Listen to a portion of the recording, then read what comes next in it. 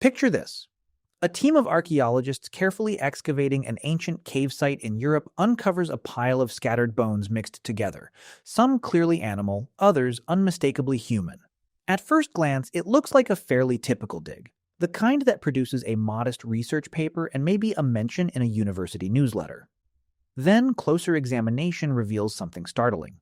The human bones show the exact same cut marks, breakage patterns, and processing signs found on the animal bones nearby, the kind of marks left behind when someone is deliberately removing meat and cracking open bones for marrow. This wasn't an accident of preservation or some strange geological coincidence. This was evidence of ancient humans consuming other ancient humans. Before you close this video in horrified disgust, stick around because the actual story behind ancient human cannibalism is far more complex, far more varied, and honestly far less monstrous than the shock value headline makes it sound. Let's dig into what the evidence actually shows, why researchers have occasionally embarrassed themselves jumping to conclusions, and why this uncomfortable topic reveals something surprisingly important about how ancient communities understood survival, death, and even love. Let's start by addressing something crucial right away, because lumping every instance of ancient cannibalism into one single category completely misrepresents what the archaeological record actually shows. Researchers studying this topic generally break ancient cannibalism down into several distinct categories, each driven by completely different motivations and circumstances. Understanding these categories separately is essential because conflating survival cannibalism with ritual practice, or confusing either with predatory violence, produces a wildly inaccurate picture of what was actually happening within these ancient communities. The first category, and probably the one most people instinctively think of, is survival cannibalism.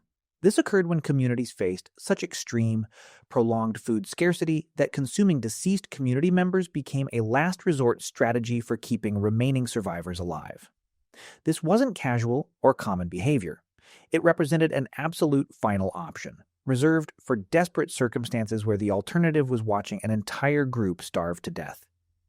Evidence of survival cannibalism has been documented at various archaeological sites, often correlating with periods of extreme climate stress, failed hunting seasons, or environmental catastrophe that severely limited normal food availability for extended stretches. It's worth pausing here to really sit with just how dire circumstances needed to become before ancient communities turned toward this option. These weren't people casually deciding that human meat sounded like an appealing lunch alternative. These were desperate survivors facing the possibility of complete group extinction, making an agonizing choice between honoring the dead through traditional burial or using every available resource, however uncomfortable, to keep the living alive long enough to potentially reproduce and continue the community's genetic legacy. From a purely evolutionary standpoint, communities capable of making this brutal calculation during crisis situations may have occasionally outlasted communities that rigidly refused to consider it, even though this obviously represented an absolute last resort rather than any kind of preferred strategy. Now let's shift towards something considerably different and, frankly, more emotionally complex. Funerary cannibalism, sometimes called mortuary cannibalism. This practice, documented among various ancient and more recent traditional societies, involved consuming portions of a deceased community member specifically as part of funeral rites and mourning practice, rather than being driven by hunger or food scarcity at all. This might sound deeply strange through a modern lens, but understanding the cultural logic behind it reveals something touching once you set aside instinctive modern discomfort. In communities practicing funerary cannibalism, the underlying belief often centered around keeping a deceased loved one's essence, strength, or spirit within the living community, rather than allowing it to simply disappear into the ground or be lost entirely. Consuming a small portion of a departed family member in this cultural framework represented an act of profound respect and continued connection, a way of ensuring that person's essence remained integrated within the community rather than being severed completely through traditional burial. This wasn't approached casually or without ceremony. Evidence suggests these practices involved careful, ritualized processes, often reserved specifically for close family members rather than being applied indiscriminately toward anyone who happened to die. Anthropological study of more recent traditional societies practicing similar funerary customs before external pressure eventually ended these practices reveals moving cultural context behind behavior that modern audiences instinctively recoil from. Family members participating in these rites frequently described the practice as an act of love and continued devotion towards the deceased. A final gesture of care rather than anything resembling the horror movie cannibalism most people instinctively imagine when they hear the word. This doesn't mean every ancient culture practiced funerary cannibalism, since plenty of ancient communities developed entirely different mourning and burial traditions instead. However, where this practice did occur, it reveals cannibalism functioning as an expression of grief and connection rather than violence or predation. Here's a fascinating scientific twist worth appreciating, one that sounds almost too strange to be real. Researchers studying a genetic mutation found in certain modern human populations, particularly in regions where funerary cannibalism was historically documented, discovered something that reads like evolution playing an elaborate defensive chess match. Consuming human brain tissue, as sometimes occurred during funerary rites, carried a risk of transmitting prion diseases, a category of illness caused by misfolded proteins that can devastate the nervous system. Populations that regularly practiced this custom appear to have developed a protective genetic variant that provided partial resistance against these prion diseases, essentially meaning that cannibalism-related illness risk became significant enough to directly influence human genetic evolution within specific populations. Nature, it turns out, doesn't waste any opportunity to leave a permanent, slightly unsettling receipt. Let's talk about something worth examining carefully regarding the archaeological evidence itself, since distinguishing between these different categories requires careful forensic analysis rather than simple assumption based on finding human bones showing processing marks. Researchers examined several key factors when determining what type of cannibalism likely occurred at a particular site. The specific cut marks and breakage patterns on bones can reveal whether processing was careful and deliberate, consistent with ritual practice, or more hurried and utilitarian, potentially suggesting survival necessity. The presence or absence of accompanying burial goods, ceremonial arrangement of remains, or evidence of care taken with certain bones, while others were processed for consumption, all provide crucial clues distinguishing between these different underlying motivations. Site context matters enormously too. Evidence of cannibalism occurring during a documented period of severe climate stress or resource scarcity points strongly toward survival necessity. Evidence occurring within an otherwise stable, resource-rich period, combined with signs of ritual care and community-wide cultural consistency across multiple burial sites, points more strongly toward funerary or ritual practice instead. This kind of careful, contextual analysis is exactly why serious anthropological research approaches this topic with considerably more nuance than sensationalized headlines typically allow for. Now, let's address a third category worth exploring, one that carries considerably darker implications and connects toward intergroup conflict, rather than either survival necessity or ritual mourning.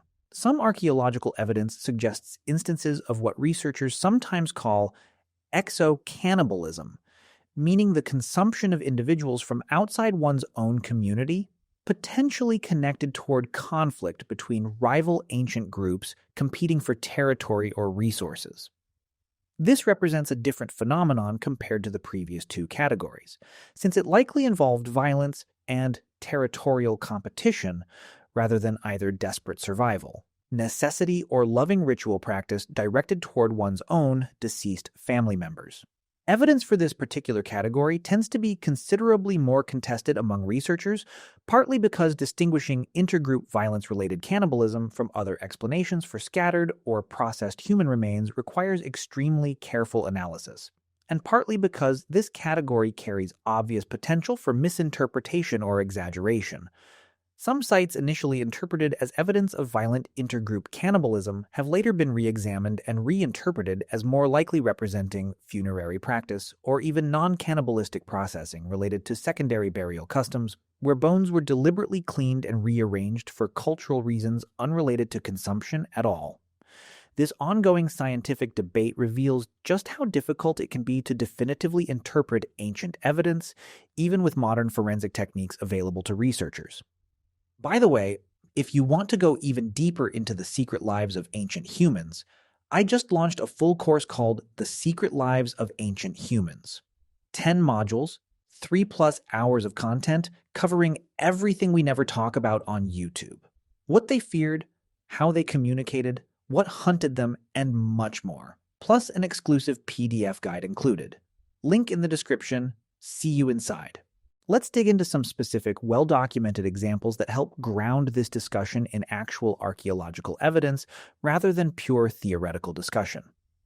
One particularly well-studied site involves ancient hominin remains discovered in Spain, showing clear evidence of cannibalistic processing dating back roughly to 800,000 years ago, representing some of the oldest confirmed evidence of cannibalistic behavior among human ancestors anywhere in the archaeological record.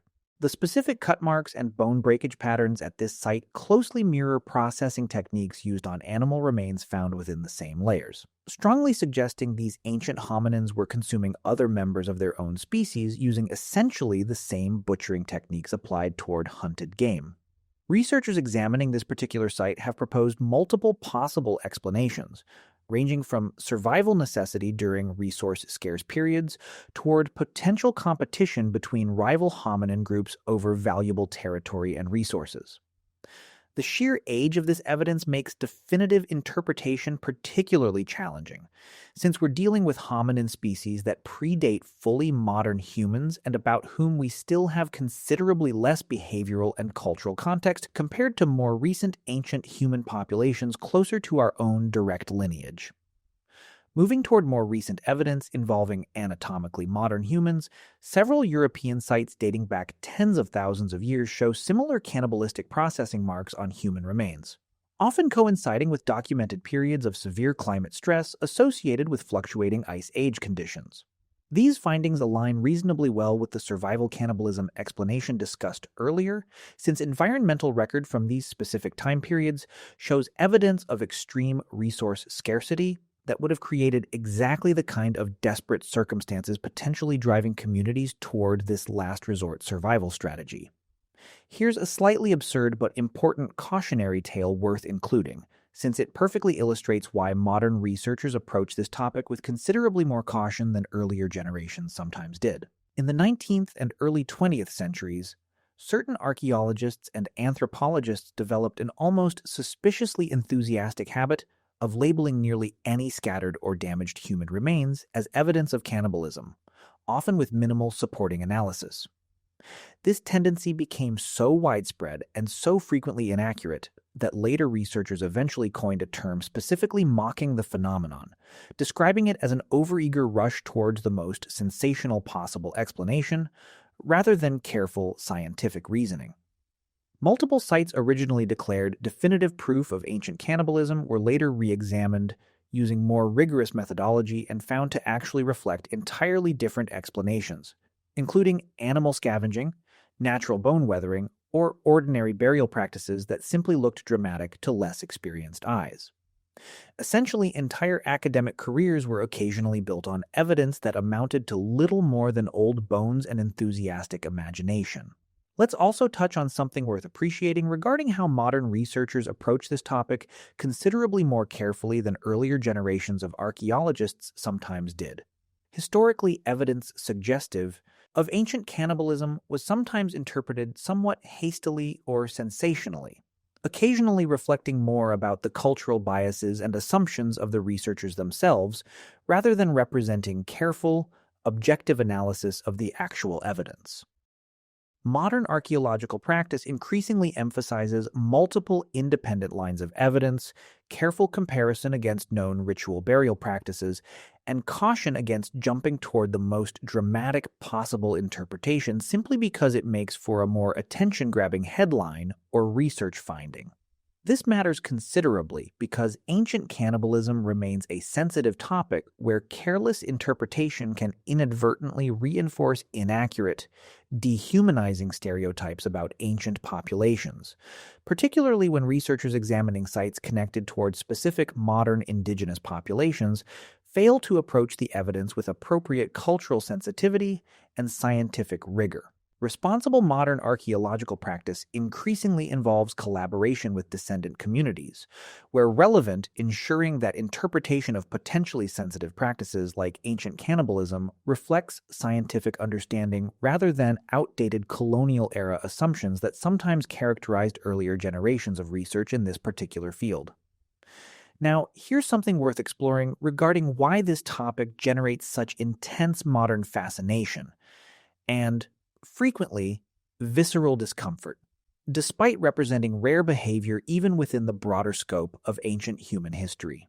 Cannibalism sits at a particularly uncomfortable intersection within human psychology, directly confronting deeply ingrained taboos surrounding death, bodily integrity, and the boundary between human and animal behavior that most cultures throughout history have worked hard to maintain and reinforce. This taboo itself likely serves evolutionary and social purposes, since maintaining strong prohibition against casually consuming other humans probably supported broader social cohesion and cooperative behavior within ancient communities. The same cooperative behavior we've explored extensively throughout other discussions regarding ancient human survival strategy. Understanding cannibalism as an extremely rare, last resort behavior reserved for exceptional circumstances, rather than routine practice, actually reinforces just how strongly ancient human communities generally prioritized cooperation, mutual support, and respect toward both living and deceased community members. The very fact that survival cannibalism required such extreme, desperate circumstances to occur at all demonstrates just how powerful the underlying taboo against this behavior was throughout most of ancient human history and across the vast majority of ancient human communities. Let's consider something worth appreciating regarding the psychological toll this decision likely carried for ancient individuals and communities who found themselves facing survival cannibalism as their only remaining option. Modern accounts of documented survival cannibalism cases occurring in more recent historical contexts, involving stranded travelers or disaster survivors facing comparable extreme circumstances, consistently reveal lasting psychological trauma among survivors who made this agonizing choice. There's no reason to assume ancient humans facing similar circumstances would have experienced this decision any differently, meaning survival cannibalism likely represented one of the most traumatic, difficult choices any ancient community could ever face, undertaken only when every other conceivable survival option had already been thoroughly exhausted. Now, let's touch on something particularly interesting regarding how ancient communities may have developed specific cultural or spiritual frameworks specifically designed to process the trauma associated with survival cannibalism when it did occur. Some anthropological evidence from traditional societies that experienced documented survival cannibalism during crisis periods suggests communities developed specific mourning rituals, spiritual practices, or communal processing traditions specifically intended to help survivors cope with the psychological aftermath of this experience. This suggests ancient humans, even when forced toward this extreme survival measure, still maintained sophisticated cultural and psychological support systems designed to help community members process trauma and maintain long-term psychological well-being following even the most difficult possible circumstances. Let's also consider something worth mentioning regarding how climate and environmental pressure specifically correlate with documented instances of ancient survival cannibalism across the broader archaeological record. Sites showing evidence of this behavior consistently cluster around periods of documented severe climate instability, whether related to ice age fluctuation, volcanic winter events following major eruptions, or extended drought periods that would have devastated normal food availability across affected regions. This pattern reinforces the survival necessity interpretation considerably, since it demonstrates clear correlation between environmental crisis and the rare instances where communities apparently turned toward this absolute last resort strategy for maintaining group survival during otherwise impossible circumstances.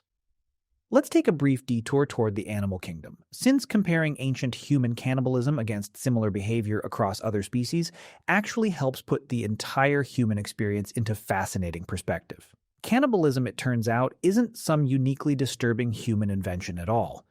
It appears remarkably widely across the animal kingdom, sometimes for reasons far less emotionally complicated than anything ancient humans experienced.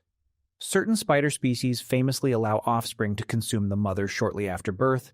Praying mantises occasionally consume their mate during or after reproduction, and numerous fish species will happily eat their own eggs or young during periods of food scarcity without any apparent hesitation or complex emotional processing whatsoever. Compared to this casual biological ruthlessness found throughout much of the natural world, ancient human cannibalism, constrained by powerful taboo, reserved almost exclusively for crisis or profound ritual meaning, and apparently followed by serious psychological reckoning, looks less like primitive savagery and more like a species desperately trying to maintain moral structure even while facing circumstances that pushed every other option completely off the table. Here's another interesting historical footnote worth including, since it reveals something almost darkly comedic about how casually this topic was sometimes treated centuries ago, long before modern scientific rigor entered the picture.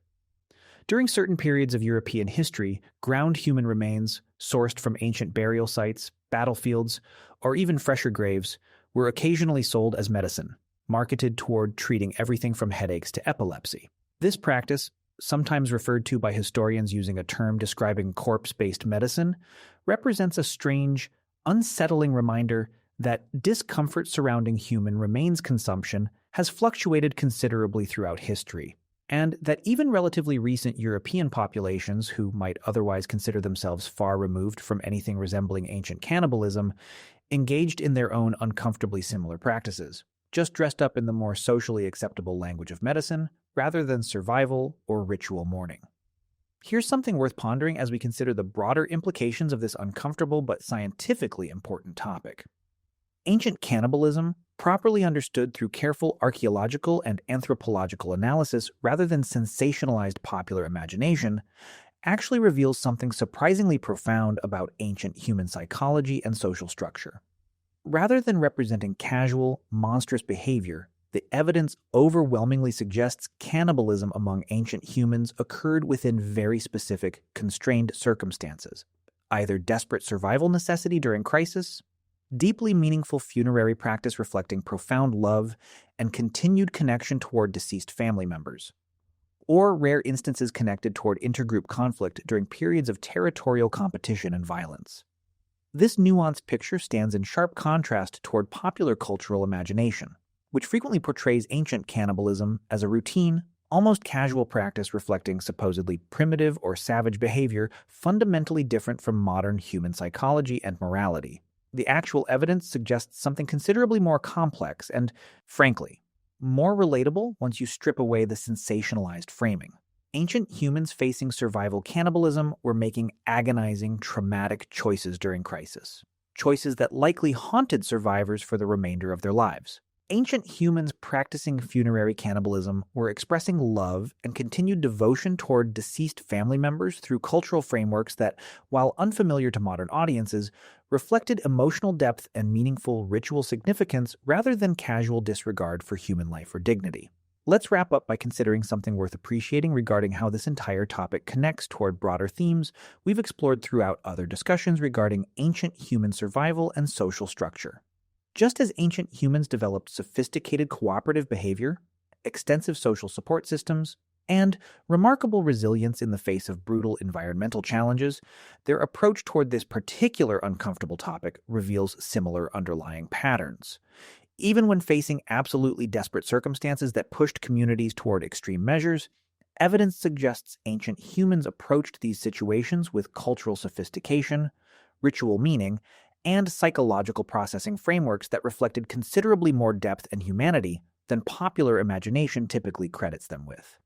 So what does all of this ultimately reveal about whether ancient humans really did eat each other?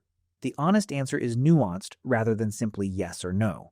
Evidence confirms this behavior did occur across various ancient human and hominin populations throughout different time periods and regions, but the underlying motivations were considerably more varied and complex than popular sensationalized imagination typically suggests. Sometimes it reflected desperate survival necessity during extreme crisis. Sometimes it represented deeply meaningful funerary practice reflecting love and continued connection toward deceased family members. Occasionally, it likely connected toward intergroup violence and territorial competition, though this particular category remains considerably more contested and difficult to definitively confirm compared to the other explanations we've explored throughout this discussion. And on at least a few embarrassing academic occasions, it reflected absolutely nothing at all beyond an eager researcher spotting a broken bone and immediately reaching for the most dramatic possible headline. Next time you encounter dramatic, sensationalized headlines about ancient cannibalism, whether through documentaries, popular articles, or casual conversation, remember that the actual scientific and archaeological reality tells a considerably more nuanced human story than simple shock value typically allows for. Ancient humans facing this topic weren't simply savage or primitive in ways fundamentally different from modern human psychology. They were making difficult choices during extreme circumstances, developing meaningful cultural frameworks around death and mourning, and generally demonstrating the same complex emotional and social sophistication that continues characterizing human behavior across every subsequent era of our species' long, complicated history.